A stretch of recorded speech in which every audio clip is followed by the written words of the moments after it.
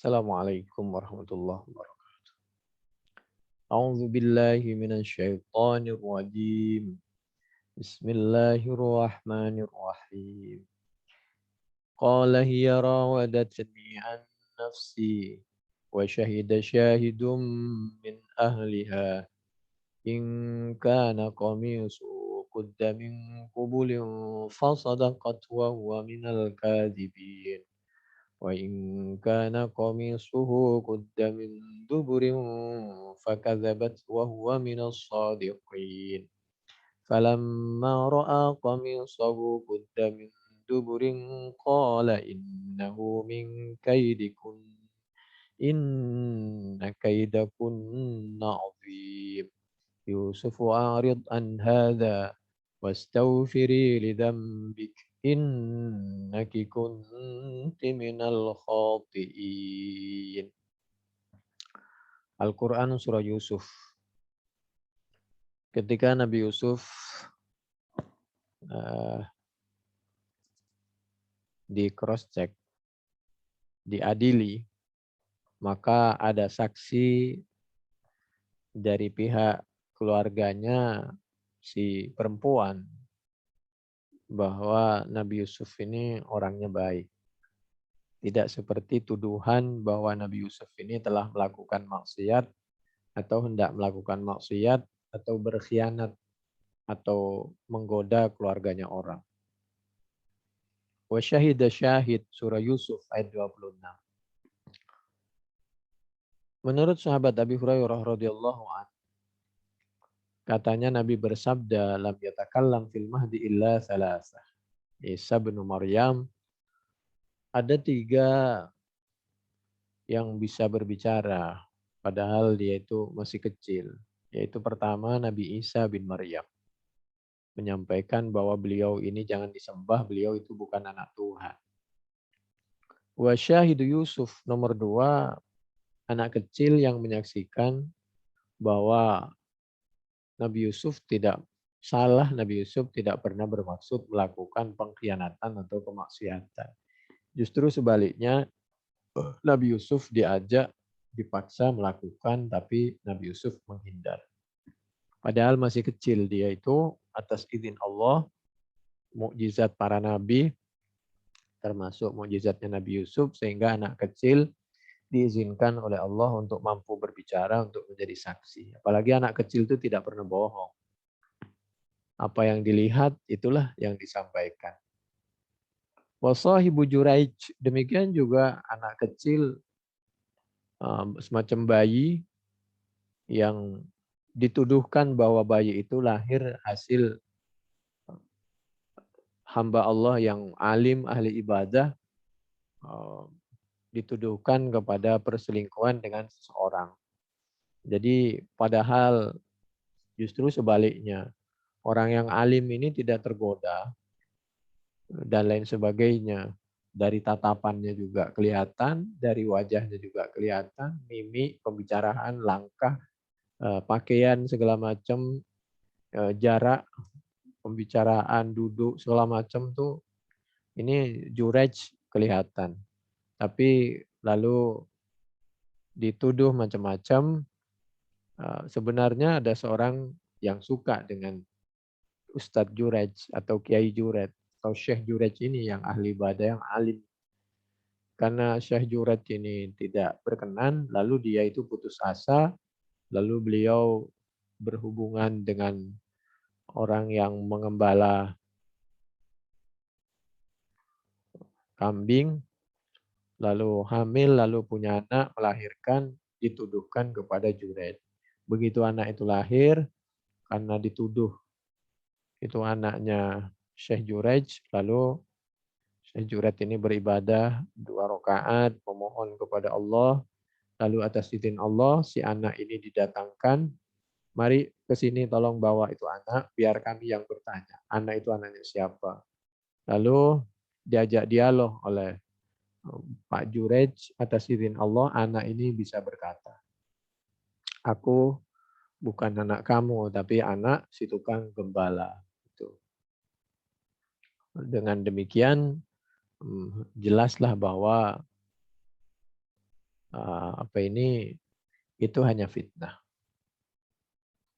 Ada lagi, wallahu alam kebenarannya.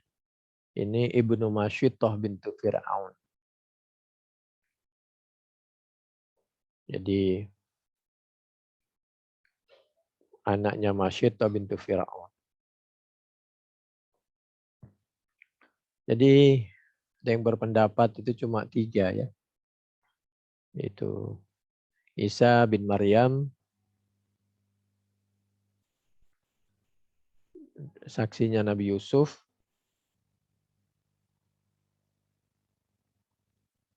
jadi anak dari bibinya Siti Zulaiha itu yang menjadi saksi Nabi Yusuf itu bahwa orang yang baik, tidak berkhianat. Demikian juga Sahibu Jurej, anak yang lahir yang dituduhkan kepada Pak Jurej. Itu ahli ibadah di zaman Bani Israel. Pak Jurej ini. Ini ada di Bukhari 3436. Yang terkenal itu cuma 3. Ada yang berpendapat 4 itu dianggap lemah. Oh Allah alam kebenaran. Yang bisa bicara itu. Jadi Nabi Isa waktu kecilnya agar tidak disembah, beliau menyampaikan saya bukan anak Tuhan. Lalu saksinya Nabi Yusuf, anak kecil, demikian juga anak kecil yang dituduhkan anaknya Pak Jurej. Bukhari tadi 3436, Muslim 2550, Ahmad juz 2 halaman 307 dari sahabat Abi Hurairah radhiyallahu anhu. Wallahu alam, macam-macam itu ya cerita. Ada yang mengatakan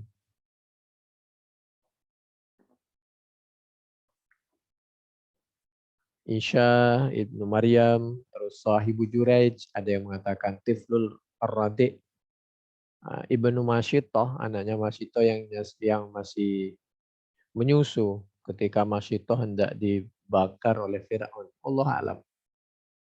Kalau ditambah anak kecilnya Masyitah itu yang masih menyusu agar ibunya itu tegar, mendapatkan hukuman dari Fir'aun, itu 4. Kalau tidak masuk itu 3. Wallahu alam kebenarannya. Lalu di ayat berikutnya, yaitu surah Yusuf ayat 29. A'udzubillahi minasyaitonirrajim. Bismillahirrahmanirrahim. Qala innahu min kaidikunna inna kaidakunna azim. Itu yang ayat sebelumnya, surah Yusuf 28. Dalam ayat itu dijelaskan, ini sudah jelas setelah proses pengadilan, ini adalah rekayasa kamu. Kata suaminya Al-Aziz kepada istrinya. Yusuf itu orang baik-baik. Innahu min kaidikun. Inna kaidakun azim, juga bersama teman-temannya. Dia melakukan perbuatan yang tidak pantas. Jadi istrinya dan teman-temannya ini ya punya teman yang kurang baik lah. Sehingga terpengaruh cara gaya hidupnya, cara berpakaiannya, cara berbicaranya, hobinya. Ini di lingkungan apa ini? Istri Al-Aziz.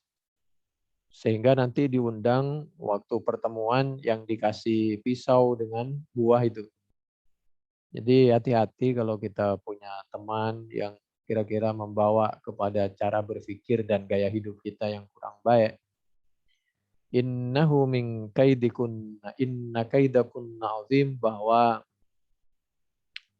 rekayasa dari kaum perempuan waktu itu luar biasa. Tapi ini bukan berarti bahwa perempuan itu tidak baik, tidak. Ini menceritakan kasus detik itu masalahnya Nabi Yusuf. Di masalah yang lain banyak laki-laki yang lebih hancur-hancuran dari kaum perempuan dalam masalah kemaksiatan. Ini juga pemahamannya bukan berarti godaan perempuan itu lebih besar daripada godaan syaitan. Tidak benar juga pemahaman tafsir seperti itu. Karena kalau kita lihat ya, inna kaidakunna azim, bahwa godaan perempuan itu lebih dahsyat. Kalau dibandingkan dengan, kalau tadi surah Yusuf ayat 28, kita bandingkan dengan An-Nisa 76. Inna kaidah syaiton, godaan syaiton itu, karena yaitu ada apa godaan syaiton, dhaifan yaitu lemah. Wah, ini kalau dipahami dari segi kalimat saja, bahwa godaan setan itu lemah, berarti godaan perempuan itu lebih kuat, lebih dahsyat daripada godaan setan. Tidak begitu pemahamannya. Tetap saja godaan setan itu, karena kedudukan perempuan dengan setan, ya meskipun setan itu ada bentuk laki dan perempuan di satu sisi. Tapi bagaimanapun maksudnya, godaan setan itu lebih kuat. Bagaimana dengan bahwa rekayasa perempuan? Di situ untuk menunjukkan bahwa Nabi Yusuf itu imannya luar biasa. Bagaimana tidak luar biasa? Sedangkan beliau digoda oleh keluarganya yang satu rumah, yang sering ketemu, bahkan ngajak teman-temannya untuk mempengaruhi agar Nabi Yusuf ini bisa tergoda, tapi tetap saja Nabi Yusuf itu dilindungi oleh Allah. Ini pelajarannya. Oleh karena itu di Jawa itu ada istilah, apa itu, Trisno Jalarane apa gitu lah. Pokoknya kalau sering ketemu itu akibatnya begitu. Jadi mesti hati-hati kita, lingkungan dan tempat, dengan siapa kita berbicara, dan kebiasaan dengan siapa kita duduk dan lain sebagainya. Jadi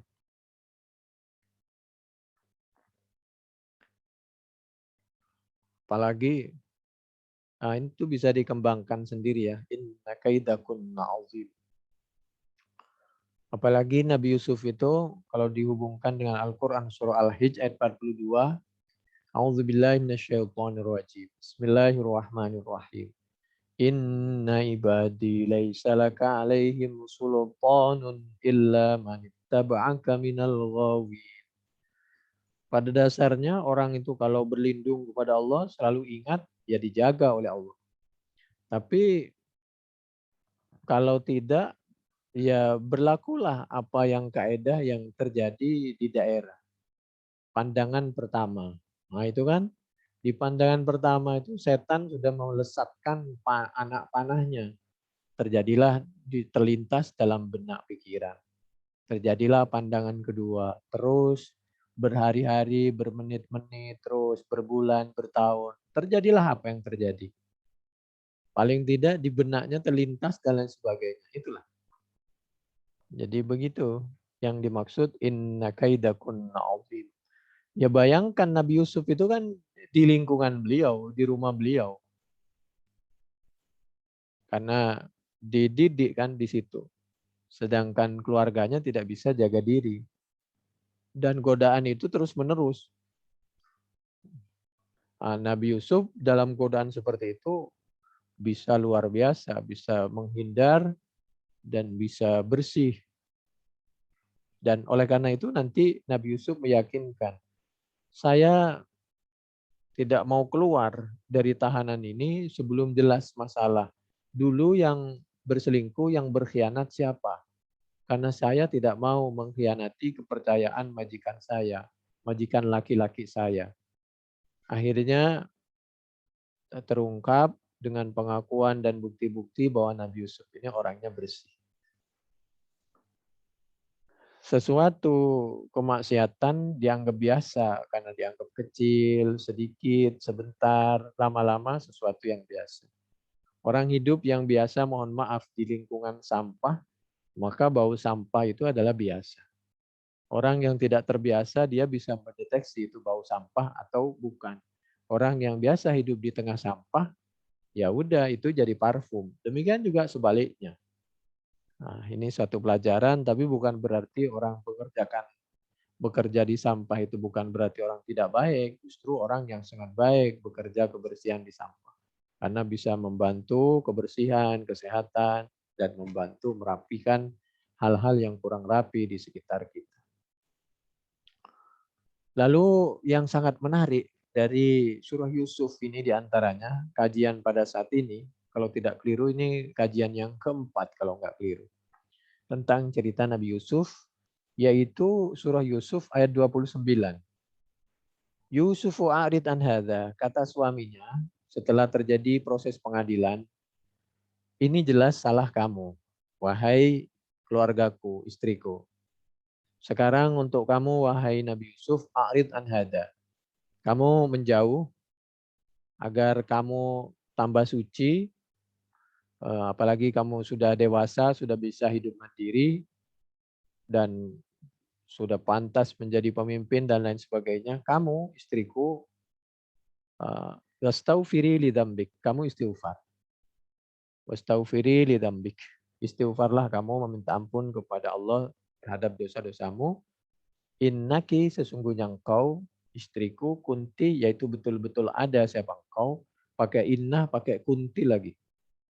Innaki, innah, ki, kunti. 3 itu. Bahwa kamu betul-betul minal khawti'in. Termasuk orang yang salah. Tapi menariknya di sini khotiin. Khotiin itu mudzakkar. Istrinya itu kan perempuan. Suaminya bilang kepada istrinya, kamu termasuk orang yang salah. Mestinya khotiat itu, bukan khotiin. Di dalam Al-Quran, khotiin itu. Kenapa begitu? Bukan khotiat. Kalau khotiat kan perempuan. Kamu, mestinya kamu termasuk perempuan-perempuan yang melakukan kesalahan. Sendiri atau bersama teman-temannya. Atau bersama lingkungannya dan lain sebagainya. Tapi di sini pakai khotiin laki untuk menunjukkan, mohon maaf, laki-laki juga bisa salah, perempuan juga bisa salah. Kamu, istriku juga bisa salah, saya juga bisa khilaf. Luar biasa bagaimana bijaksananya seorang suami Al-Aziz ini. Ini pelajaran ya, kalau memang punya niat baik, tentu dari semua pihak punya niat baik, maka selesai masalah. Ada solusi, tapi apabila tidak punya niat baik, itikat baik, ya sulit. Ya, solusinya ya tinggal kita memilih mana yang terbaik dari semua solusi yang pasti ada di depan mata kita. Itu di antara redaksi Al-Quran yang luar biasa. Innaki kunti minal khawti'in, Al-Quran surah Yusuf ayat 29. Sama dengan innaha kanat min qaumin kafirin, An-Naml 43, wa kanat minal qanitin, At-Tahrim 12. Jadi innaha kanat min qaumin kafirin itu berbicara bahwa Ratu Balkis itu andai saja beliau itu jauh, kafir lah kasarannya, jauh dari Allah, tapi bukan hanya dia yang dipersalahkan, lingkungannya juga yang memilih, yang merestui, yang mengangkat dia menjadi pemimpin. Dan tidak hanya dia yang tidak Islam, laki pun banyak yang tidak Islam. Jadi bagaimana caranya kita menyampaikan kebenaran tanpa harus mempermalukan orang, tapi jelas, lurus, mengena gitu. Dia kan pejabat karena penguasanya waktu itu perempuan, Ratu Balkis itu. Bagaimana cara mengingatkan ratu dengan secara tidak langsung. Mohon maaf ini ya misal ketidaksengajaan karena ini lingkungannya misal atau ini oknum begitu. Innaha kanat min qauming kafirin. Bukan kafirat. Demikian juga wakanat minal qanitin. Itu mestinya qanitat itu. Kanat itu kan perempuan. Kanat minal qanitin. Kalau tadi An-Naml 43, ini At-Tahrim. At-Tahrim 12. Yang innaha kanat. Innaha perempuan kan. Kanat ada siapa perempuan. Min qauming kafirin. Lingkungan di situ lingkungan kafirin. Sehingga ketika ada seorang perempuan yang tidak beragama Islam, ya karena lingkungannya laki-lakinya seperti itu. Padahal maksudnya ini mau mengingatkan bahwa kamu berada di posisi yang kurang pas, tidak tepat, baik agama, lingkungan. Kamu salah kasarannya, tapi tidak langsung secara langsung menyalahkan. Luar biasa bahasanya. Sedangkan At-Tahrim ayat 12, wa kanat minal qanitin. Ini perempuan, minal qanitin. Mestinya qanitat ini kalau perempuan, tapi qanitin. Kenapa? Demikian juga sebaliknya. Kalau ada perempuan yang salah, laki juga banyak yang salah.